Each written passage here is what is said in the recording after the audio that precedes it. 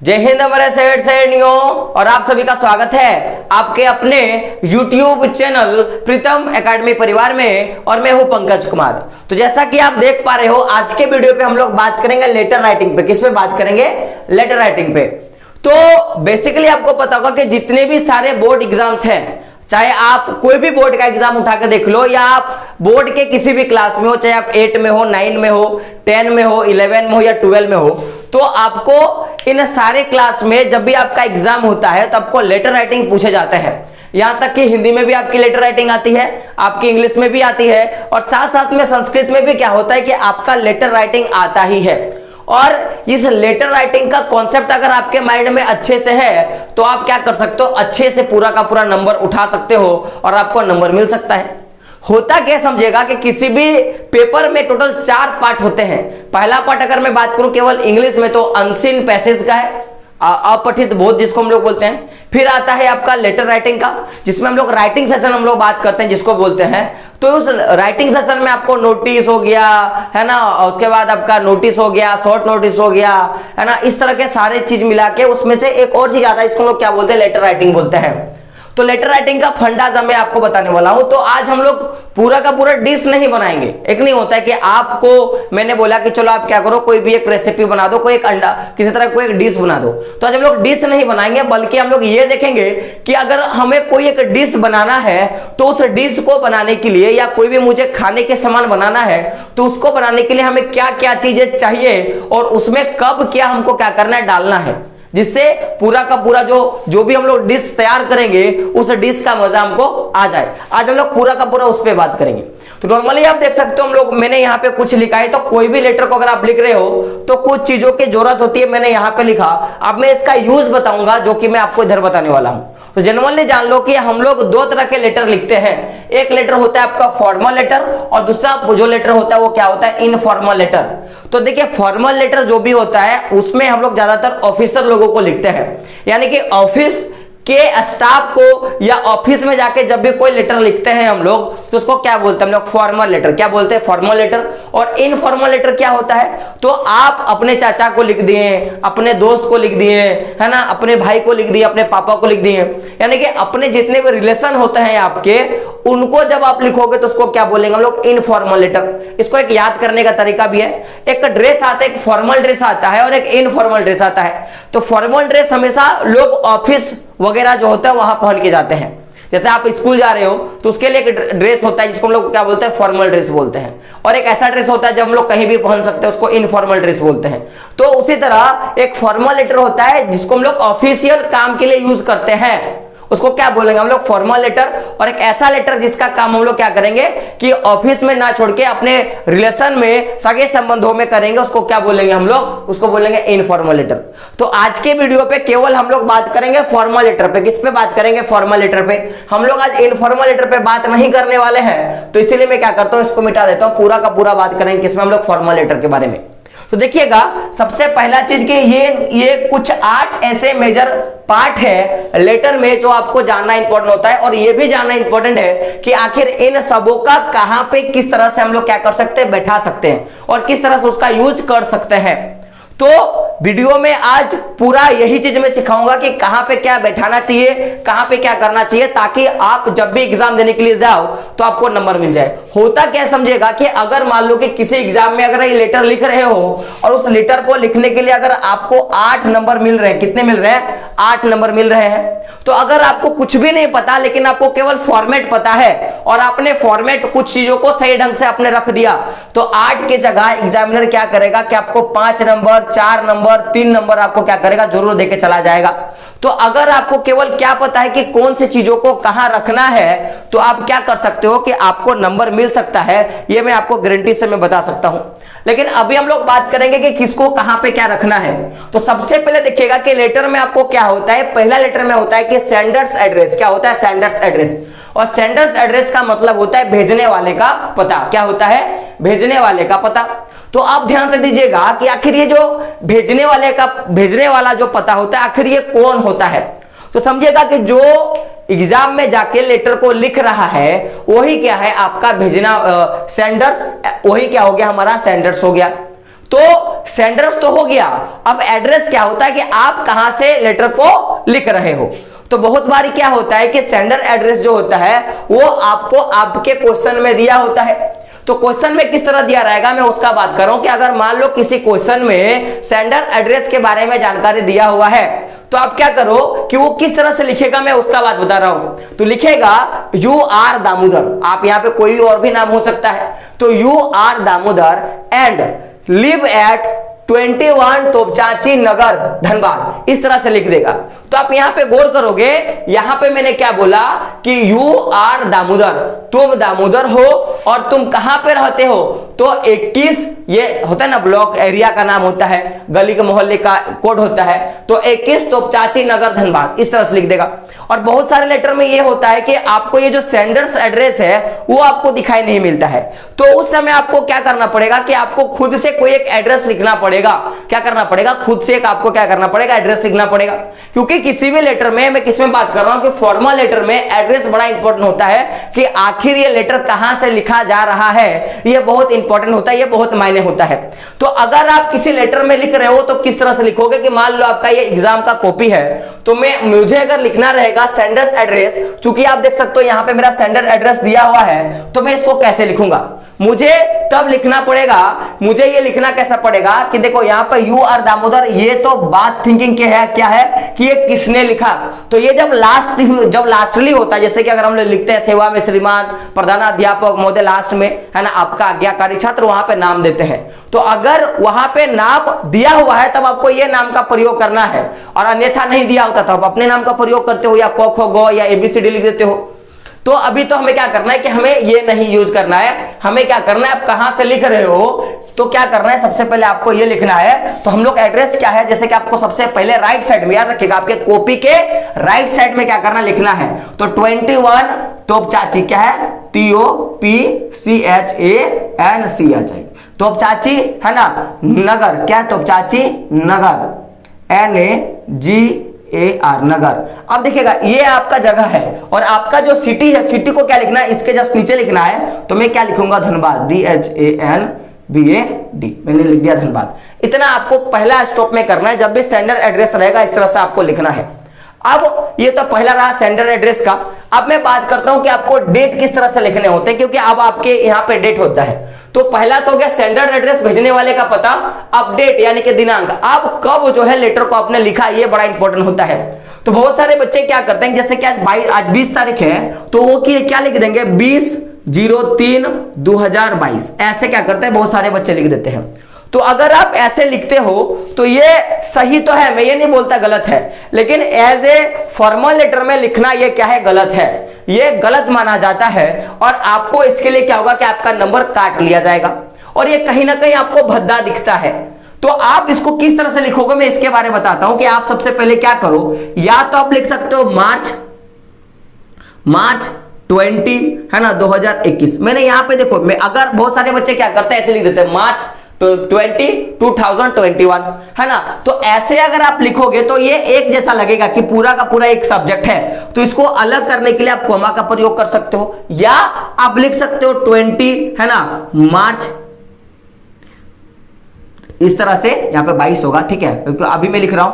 तो आप इस तरह से आप क्या कर सकते हो, लिख सकते हो, या तो आप ये रख सकते हो, या तो फिर क्या कर सकते हो, ये रख सकते हो। दोनों में से क्या करना है, किसी भी तरह का आप डेट रख सकते हो। चलो मैं क्या करता हूं, मैं इस वाले डेट को मैं रखता हूं, तो मैं क्या करूंगा, यहां पे मिटा दूंगा। लेकिन लिखना क्या कैसे होता है, इसको थोड़ा ध्यान से देखिएगा कि हमेशा जब भी आप इस तरह के चीजों को लिखो तो आपने ये जो सेंडर्स एड्रेस लिखा, सेंडर्स एड्रेस के बाद आपको क्या करना है, यहां पे एक लाइन मिलेगा, इस वाले घर को छोड़ के क्या करना है, उसके बाद वाले घर से क्या करना है आपको लिखना है। तो एक लाइन छोड़ के ही क्या करना है आपको लिखना है। तो हमें लिखना कैसा है, जैसे लिखना है 20 मार्च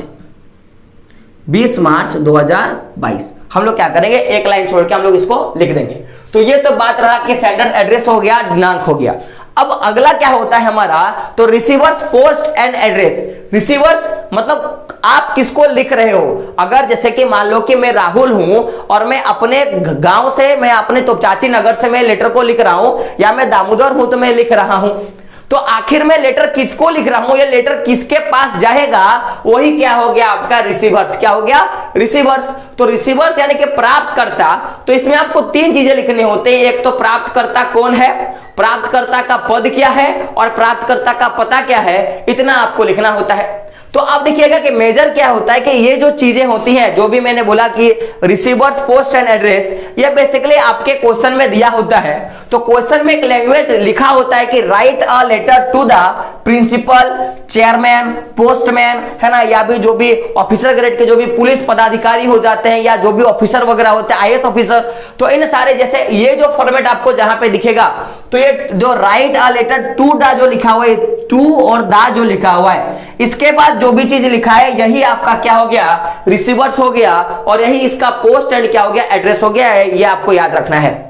तो अब आपको क्या करना है कि आपने जब ये चीजें लिख दिया तो जस्ट इससे क्या करना है, एक दो लाइन छोड़ के, जैसे कि मान लो कि आपने क्या किया, एक लाइन छोड़ा और आपको क्या करना है, एक लाइन अगर यहां पे आपने इसको छोड़ा, आपको क्या करना है, यहां से लिखना, आपको क्या करना है, शुरू करना है। तो अब मान लो यहां से लिखने का किस तरह से करना होता है, तो देखिए आपका यहां पे सेंटेंस क्या दिया हुआ है, या तो द प्रिंसिपल या द चेयरमैन या द पोस्टमैन। तो मैं मान लो कि मैं पोस्टमैन को लिख रहा हूं, तो मैं क्या करूंगा कि मान लो कि मैं पोस्टमैन को लिख रहा हूं, तो मैं क्या करूंगा कि द पोस्टमैन, क्या होगा, द पोस्टमैन, क्या होगा, द पोस्टमैन, द पोस्टमैन, मैंने यहां पे लिख दिया।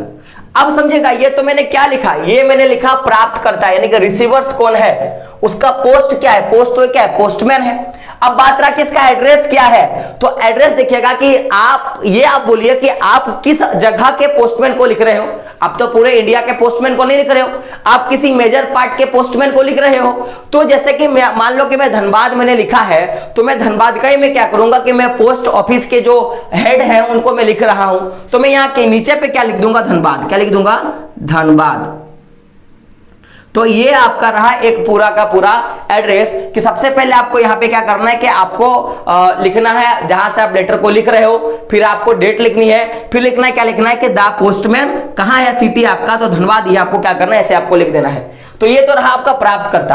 अब आपका देखिएगा कि मेजर क्या रहता है कि आप इसके बाद आपको क्या लिखना होता है, सब्जेक्ट लिखना होता है। क्या लिखना होता है, सब्जेक्ट लिखना होता है, यानी कि विषय। यानी कि आप अगर ये लेटर लिख रहे हो तो आप किस विषय पे, मैं क्या बोल रहा हूं कि आप किस विषय पे क्या कर रहे हो, कि आप लेटर को लिख रहे हो, ये आपको जानना बहुत इंपॉर्टेंट होता है। तो मेजर क्या होता है कि वो एक दो लेटर ऐसे होते हैं जिसमें आपको ये प्रॉब्लम जो होता है ऑटोमेटिकली आपके क्वेश्चन में दिया रहता है। जैसे मान लो कि क्वेश्चन दिया रहेगा कि जैसे होता है ना कि आपको ये बताना है कि आपका जो पोस्टमैन है वो थोड़ा उदंड टाइप का है, वो किसी का बात नहीं सुनता, टाइम पे आपके चीजों को देता नहीं है। या आप जैसे हम लोग हिंदी में लिखते थे अपना प्रधानाध्यापक महोदय को कि मुझे 2 दिनों की छुट्टी चाहिए उसके लिए। तो ये जो सारे चीजें होते हैं आपको लिखने होते, तो आप क्या करो कि जस्ट आपने ये जो लिखा इसका एक लाइन आपको छोड़ना है और एक लाइन छोड़ के, यानी कि यहां से आपको लिखना है, क्या लिखना है, सब्जेक्ट। क्या लिखना है, सब्जेक्ट आपने लिखा, और फिर आपको इस तरह से एक सिंबल देना और लिखना क्या है, तो कॉम्पेलिंग,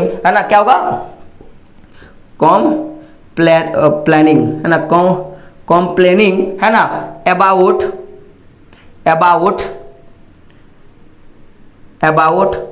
द पोस्टमैन।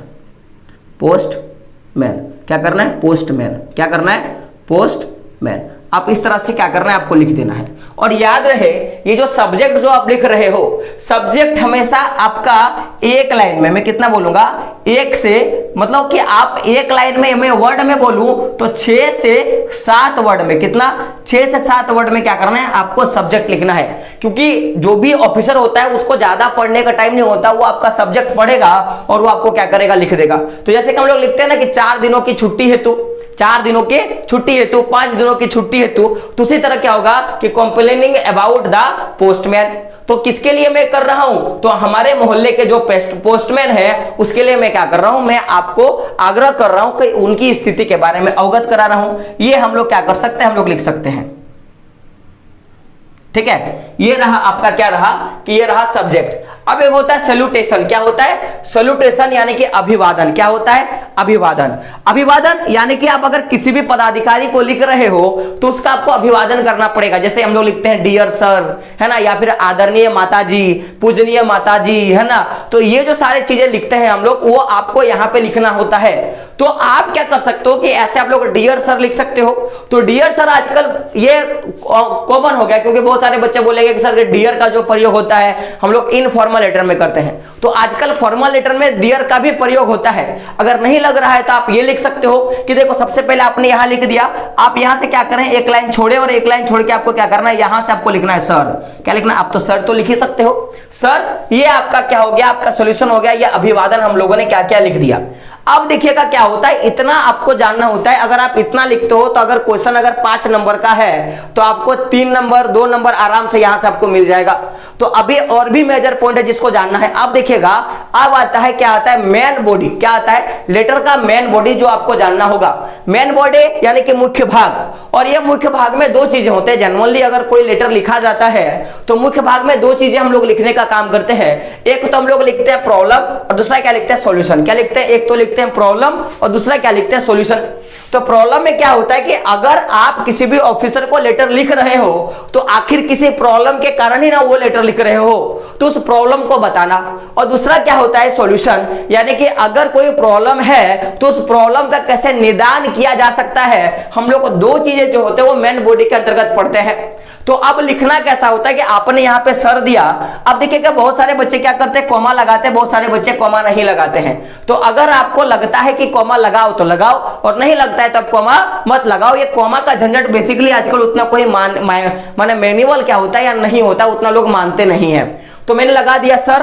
अब क्या करना होता है कि आप बहुत सारे बच्चे बोलते हैं कि सर कुछ ऐसे चीजें हो सकते हैं जिनको मैं रट सकता हूं। तो हां आप रट सकते हो, क्योंकि 1-2 लाइन ऐसे होते हैं जो हर एक लेटर में प्रयोग किया जाता है। खास करके कैसे, तो फॉर्मल लेटर में प्रयोग किया जाता है। जैसे आप ये कर सकते हो कि सर विथ मोस्ट रिक्वेस्टफुली, इतना आपको हमेशा याद करके जाना है कि sir with most requestfully I would like to bring your kind notice about the problem. अब देखिएगा इसके बाद क्या करना है कि आपको प्रॉब्लम को लिखना है। अब ये जो प्रॉब्लम होता है ये आपको बेसिकली आपके क्वेश्चन में दिया रहेगा, या आपको क्या करना है कि उसके हिसाब से आपको क्या करना है कि आपको लिखना है। जैसे कि मान लीजिए कि अगर क्वेश्चन रहता कि आप अपने क्षेत्र के जो भी विद्युत पदाधिकारी हैं, विद्युत के जो अधिकारी हैं, उनको आप पत्र लिखकर उनको ये बताएं कि परीक्षा निकट है जिससे बच्चों को प्रॉब्लम हो रहा है पढ़ने में। तो अगर इस तरह का प्रॉब्लम बता दिया जाए तो आप आराम से क्या कर सकते हो, लिख सकते हो।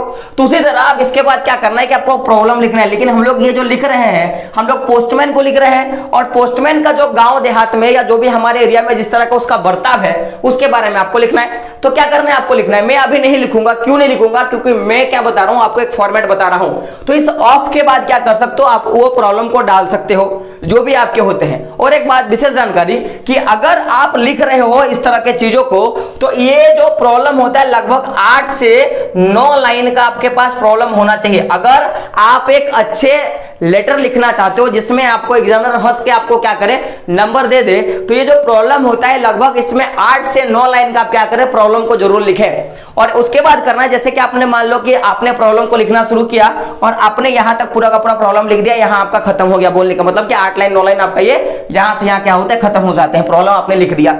अब उसके बाद आपको क्या देना होता है, सॉल्यूशन देना होता है। क्या देना होता है, सॉल्यूशन देना होता है। तो जहां आपका खत्म हुआ वहां से क्या करना है कि आपको पैराग्राफ छोड़ना है।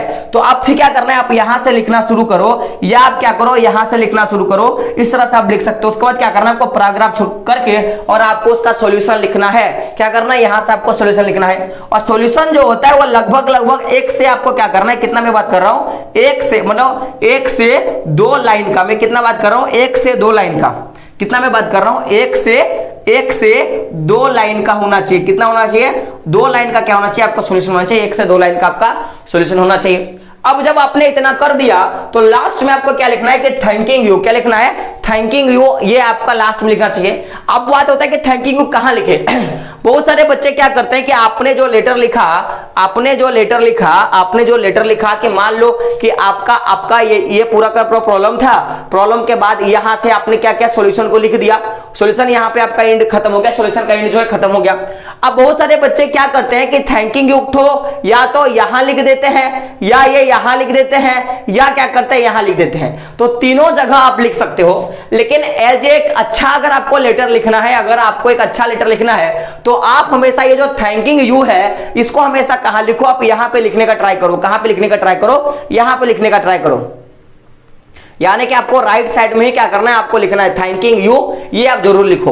तो ये आप क्या लिखते हो, क्योंकि आप उसको बता रहे हो कि आपने मेरी जो समस्या है आप उसको सुन रहे हो और सुनने के बाद आपने क्या किया, आप सोल्यूशन उसका करोगे, तो इसके लिए मैं आपका क्या हूं, शुक्रगुजार हूं, ये आपको लिखना होता है। ये आप तीनों जगह लिख सकते हो, या तो बीच में भी लिख सकते हो या तो फिर क्या कर सकते हो, लेफ्ट साइड में लिख सकते हो। लेकिन ज्यादातर मोस्ट ऑफ लिखेगा कहां पे, राइट साइड में लिखने का ही क्या करें आप लोग कोशिश करें, ऐसा आप कर सकते हो। ये कहां पे मेरे बच्चों, तो इसके नीचे का मैं बात कर रहा हूं, इसके नीचे का जगह नहीं था इसलिए मैंने आपको यहां पे मैं बता रहा हूं, यहां तक तो कोई दिक्कत नहीं होनी चाहिए। और देन लास्ट में आपको क्या लिखना है कि या तो आप योर फेथफुली या योर ट्रस्टली या योर सिंसियरली आप जरूर लिख सकते हो।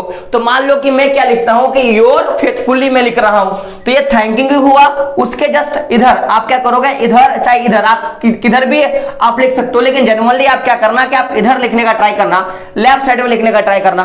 तो मैं यहां पे लिख रहा हूं, मैं यहां पे क्या लिख रहा हूं, योर फेथफुली, योर है ना, योर फेथफुली है ना, यहां पे लिखना है योर फेथफुली, आप यहां पे लिख दिए योर फेथफुली। उसके बाद आपको क्या करना है कि आपने देखा कि यहां पे मेरा नाम क्या दिया हुआ था, दामोदर दिया हुआ था, तो आप क्या करोगे, यहां पे दामोदर लिखोगे, क्या लिखोगे, दामोदर लिखोगे। क्यों, क्योंकि यहां पे आपका नाम दिया हुआ है, और अगर नाम नहीं दिया होता तो आप क्या करते, यहां पे अपना नाम या क ख ग या ABCD क्या करते आप लिख देते, या XYZ लिख देते, तो आपका ये सही हो जाता। तो ये पूरा का पूरा एक तरीका है जिसमें आप एक फॉर्मल लेटर को लिख सकते हो, और अगर आपने इस तरह का से लिखा तो आपको जो नंबर है वो फुल में फुल मिलेगा। तो जितना कुछ हो सकता था, जितना कुछ मुझे नॉलेज था एक फॉर्मल लेटर को लिखने के लिए, मैंने वो आपको बता दिया। अब आपका काम रहा कि आप इसको किस तरह से करते हो। कुछ चीजें होती हैं जो आपको रट लेनी है, जैसे ये वाला जो लाइन है आप रट लो, क्योंकि ये आपका हर एक फॉर्मल लेटर में आपका काम देने वाला है। चाहे आप प्रिंसिपल को लिखो, चाहे चेयरमैन को लिखो, पोस्टमैन को लिखो, किसी भी पुलिस पदाधिकारी को लिखो, तो ये सारा का सारा आपका काम देने वाला है। तो ये कुछ मेजर पार्ट है जिसको आपको याद करके रखना है। अब कभी एक वीडियो लूंगा जिसमें मैं आपको इन फॉर्मल लेटर को कैसे लिखना है और क्या क्या तरीका हो सकता है उसके बारे में मैं क्या करूंगा आपको बता दूंगा। तो ये तो रहा पूरा का पूरा वीडियो कैसा लगा आपको कमेंट बॉक्स में बताना है, और अपने दोस्तों तक भी क्या करना है, वीडियो को शेयर करना है, ताकि उनको भी पता चल जाए कि किस तरह का हम लोग लेटर लिख सकते हैं और क्या हम लोग का पूरा फंडा रहता है।